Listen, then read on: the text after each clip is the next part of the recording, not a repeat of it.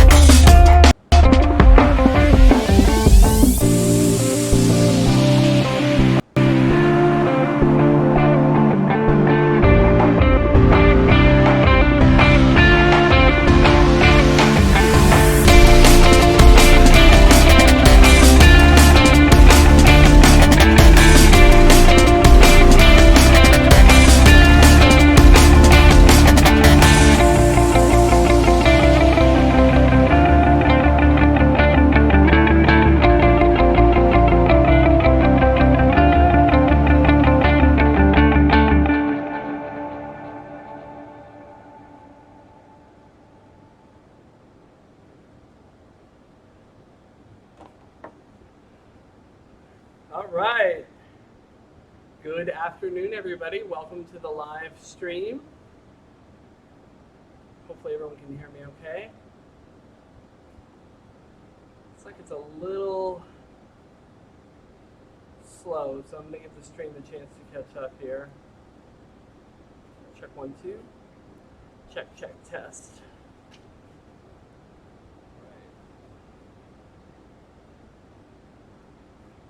Check that all right. Can you guys hear me okay? See, that looks good.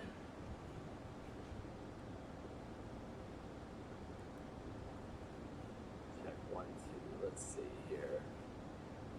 Okay. Well, welcome to Coffee Talk. My name is Brendan Smith, backdoor from Bronson Coffee Roasters. And leave me a comment in the chat if you're just joining us. We're so glad that you're here. We're going to be brewing up one of our fan favorites today. Today we have Ethiopia Harar. Ethiopia Harar is a favorite for many reasons, not the least of which is just how delicious it is. So I'm going to wait just a minute to let some people join us. Leave us a comment in the chat if you're watching and let us know if you have any questions. We're going to give away some coffee today, give away a bag of Ethiopia Harar to somebody that is tuned in. Talk through the coffee, brew it up, answer your questions. So just hold tight for just a second. While we get everything going. Looks good. Looks good. See. All right. Check. And can you guys hear me okay? I'm not seeing my, let me know if you can hear me. I'm a little nervous that maybe you can. But I don't know why. But if you can, let me know. Or if you can't, let me know. Okay, all right. I'm going to give it just another minute here. In the meantime, I'm going to show you. Yep, you can hear. Sweet. Okay, good. My little dialogue that shows me the microphone isn't showing me the microphone for some reason. I don't know why.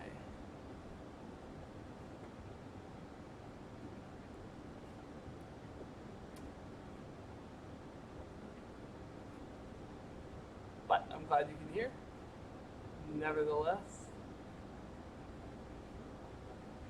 Nevertheless, that's great. We'll keep going. So Ethiopia Harar, this is one of our favorite coffees. You can find this on our website, backdoorcoffee.com.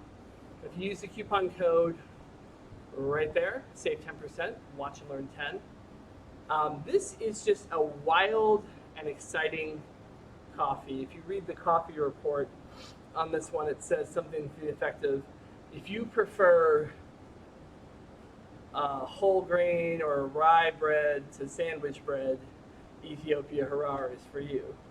It's a wild and interesting and complex and fun coffee. The tasting notes on the bag are blueberry, sage, and lavender. So for visual, we got some blueberries, We've got our sage. And we have some lavender.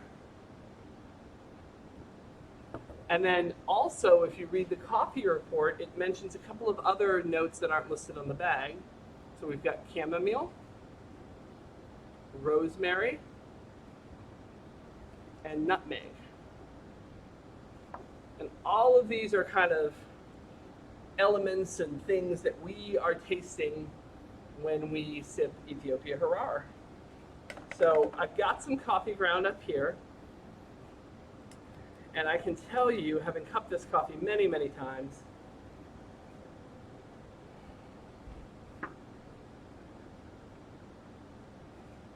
I get the, I definitely get the blueberry. This is kind of our blueberry coffee. People love it because it really, really screams of berries.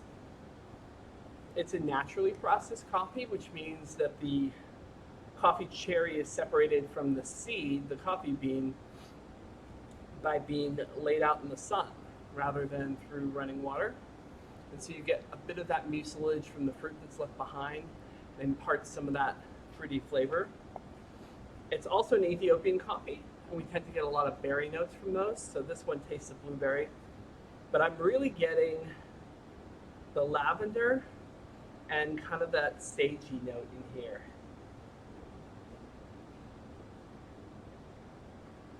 And a bit of the chamomile too. It's a very complex coffee. If you haven't tried it, you have to. It's really delicious. So I'm gonna brew up some. I'm gonna make my little brew station bigger for you. If you've got any questions, hit us up in the comments. Always happy to answer your brewing questions, whatever they may be. So I'm gonna make it in a Chemex. I made some in my V60 this morning, and it came out really, really nice in there.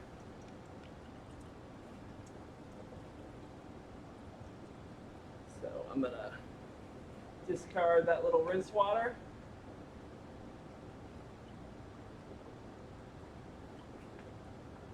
Because we don't want the rinse water. The rinse water is just there to rinse any papery taste out and to preheat the vessel.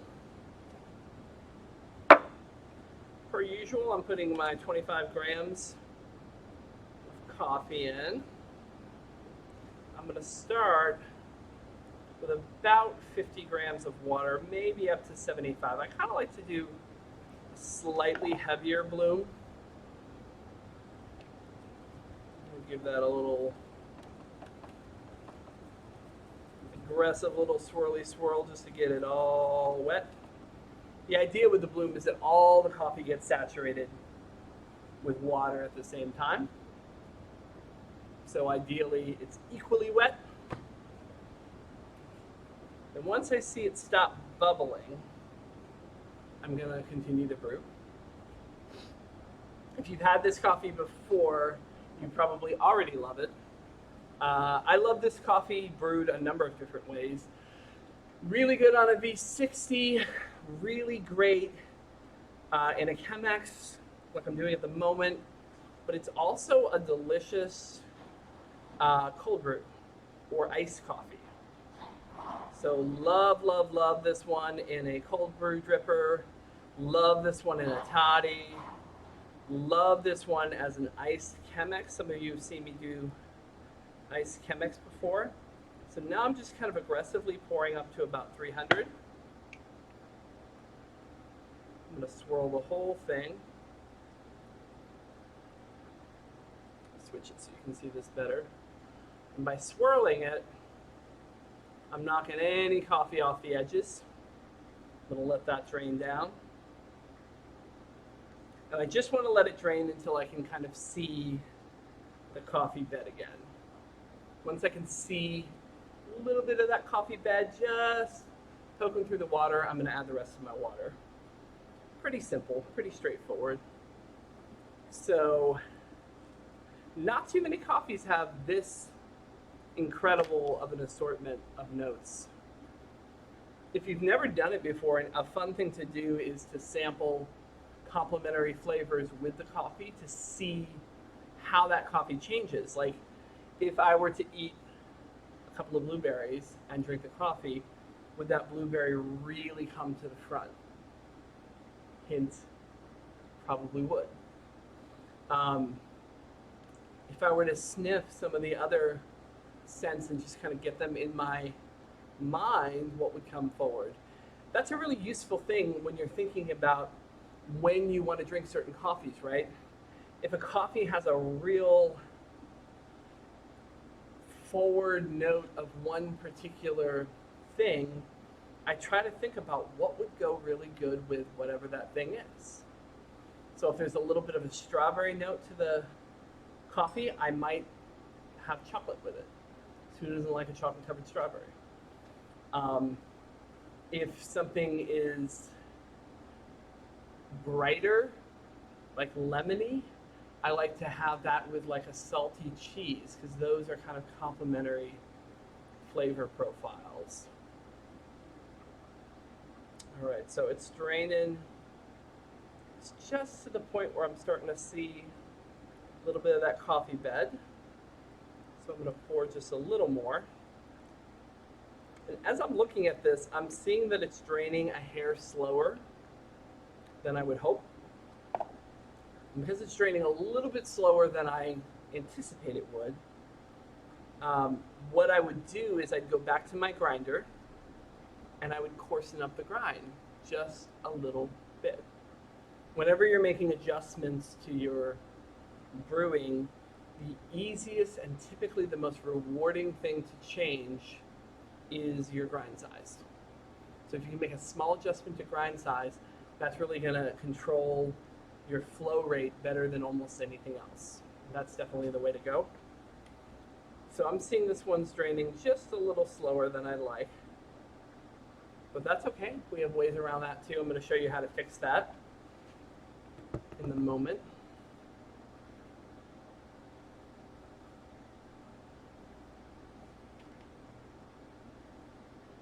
So blueberry, lavender. Oh man, that lavender. That's incredible. There's definitely a florality to this coffee that I love. And then the sage is just that sort of herbaceousness. That means it's not a one-trick pony. It's a coffee that can kind of hold up really, really well as something that's different and exciting, but at the end of the day, it's a cup of coffee. And I think that herbaceousness really helps with that. I think there's some crossover between kind of the lemony notes of chamomile and the herbaceousness of the sage. I think there's some overlap there. And of course, rosemary. Rosemary gives that woodiness. Same thing with nutmeg. Nutmeg's like that dry spice, but with a little bit of a sweet undertone to it. And this is definitely a sweeter coffee. Okay, so I said before that it was draining a little slower than I love.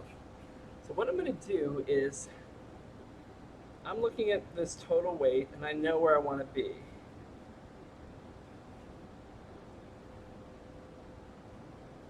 When this gets, you see that it's still draining okay. It's just a little slower than I'd like. It's a little drippy drip, and I'd like it to be a hair more streamy stream. So here's what I'm going to do. I'll show you my fix. The risk here is over extraction. I don't want over extraction. So what I'm going to do is I'm going to pull this a little early.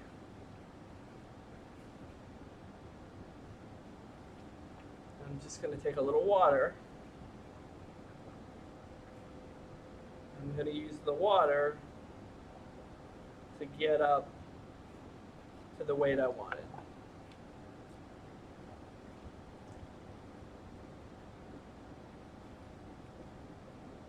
Oh, that was a sneak peek. So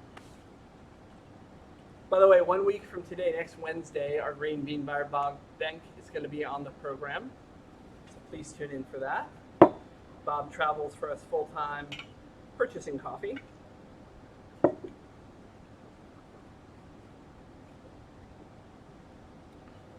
And it's perfect. It's absolutely perfect. The reason I added just straight water was because there was a risk of over extraction. When the water and the coffee maintain contact for too long of a period of time, the water starts to pull things out of that coffee that you don't necessarily want. Those can be more bitter, they can lead to a dry astringency, and while you can, there's some of that you can correct, but once you're there, some of it you will never be able to correct. By pulling the coffee a little earlier and then just diluting it to my preferred strength, I maintain the sweetness from the extraction and the proper dilution. Excuse me. Excuse me. The proper dilution, but I don't get the over extracted notes. So if you're troubleshooting your own brew at home, I would tell you the first thing to change is your grind. But another thing that you can do is if you're watching the brew, and whenever we do pour over or manual hand brewing, whether it's a Chemex or a V60 or a Kalita Wave, any of those sort of pour over style brewers, we are watching the whole process. We can see how quickly the coffee's draining or how slowly it's draining, and that tells us a lot about the health of the brew. So in this case, it was going a little slow for me. So that means the next time I'm going to coarsen up the grind, but I didn't want to waste this coffee. So I pulled the coffee bed early and I diluted with fresh, hot water instead. And it's perfect. It's all there for me. Blueberry is right on top. The chamomile and the lavender, for sure, I'm getting.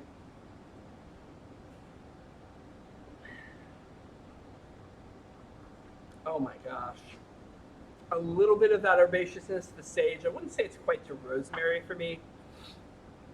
And I'm not getting a lot of the nutmeg in this cup, but this would present differently in the different brewers. So if you're making this in this Melita here, or in a Hario V60, it's going to present a little differently. Hario V60 is going to be a bit more full-bodied, so I might get some of those other notes that I feel are left a little bit more in the background. They might come forward. So I'm going to eat a couple of these organic blueberries. I hope you don't mind. I didn't bring enough to share. Sorry.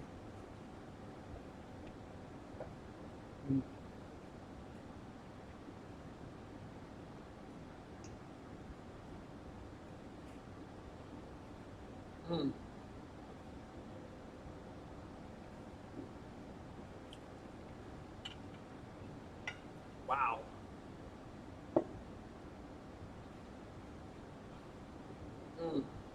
That sweetness just completely pops on my palate. When you educate your palate, when you train your palate, you're going to pull things out of the coffee you never noticed before. This, if you want to play with coffee, if you want to have fun with coffee, there is no funner coffee for my money. Like I said, this will be the best iced coffee you'll ever make. So it's getting hot here in Florida.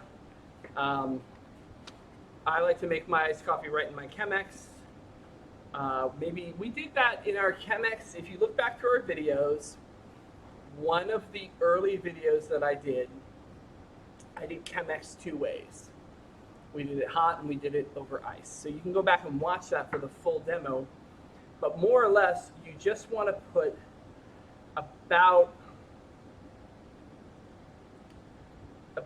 40% of the volume of water that you would have put through the Chemex, you put as ice in the bottom of the Chemex. And then as you brew over it, you brew with a little more coffee, ground a little finer, And when the hot coffee hits the ice, it melts it. And in melting it, it sort of freezes the brew, but you still get all those bright acidic notes that only come out when they're extracted with heat rather than like a cold brew. And then you just take the cool mixture, pour it over clean, fresh ice, and I'm telling you, no cream, no sugar in this. It is sweet, tangy in just the right way, like the best iced tea you've ever had, but it's coffee. So for a summertime iced coffee, our Ethiopia Harar in the Chemex can't be beat. It's amazing. And hello, Pam. Got a nice comment there. All right, guys. Well, listen, if you are watching today, remember to share the stream. We give away coffee every single time that we're on air. So I'm going to be giving away a bag of our Ethiopia Harar today to somebody that is sharing the live stream. We appreciate you so much. We'll be back tomorrow at 9 a.m. Pacific, noon Eastern. Don't forget, batdorfcoffee.com. Use that coupon code WATCHANDLEARN10. Save 10%. You can pick up a bag of the Ethiopia Harar. We've also got a new coffee debuting tomorrow. If you missed the broadcast earlier, our Bolivia is back. It's an organic coffee from Bolivia.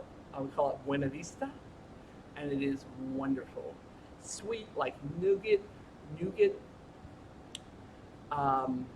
with like kind of a tangerine kind of sweetness, tanginess. It's really, really lovely coffee. One of my favorites from last year. Definitely a fan favorite. So I'm looking forward to bringing some of that next week. But if you haven't watched it, go back and watch the video, because we had some of our partners from the farm in Bolivia on the phone with us, talking with Bob, our green bean buyer, and Ben and Josh were on that call as well. It was so fun to watch. So go back, you can watch that. And yeah, we'll look forward to seeing you guys real soon. Thanks for tuning in. Have a great day.